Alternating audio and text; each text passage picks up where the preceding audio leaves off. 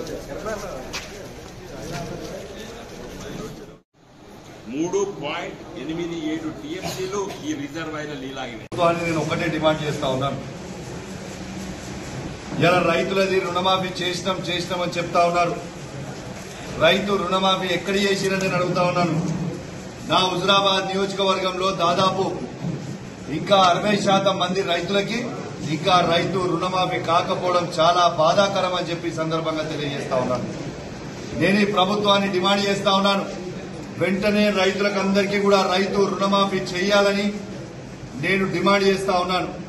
మీరే చెప్పారు కదా, ఏకకాలంలో 2 లక్షల రూపాయలు రుణమాఫీ చేస్తామని చెప్పింది ప్రభుత్వమే కదా.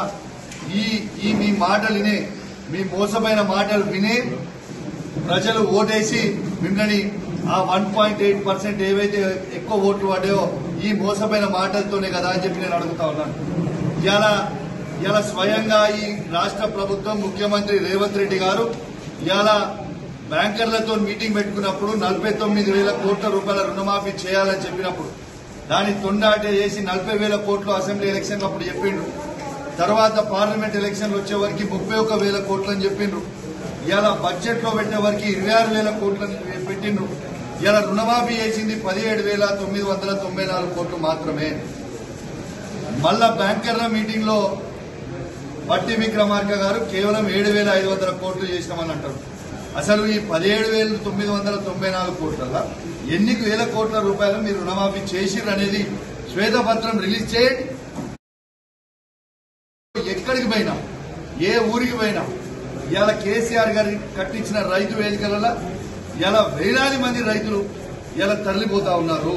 ఇది నిజం కాదా? ఇది అబద్దమా? ఇవాళ ఈ పంట టైం కూడా అయిపోతుంది.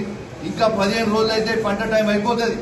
ఇవాళ రైతు బంధు వాళ్ళు పెట్టిన రైతు భరోసా ఇవాళ దాకా రైతులకు ఎందుకు వేయలే నేను అడుగుతా ఉన్నా.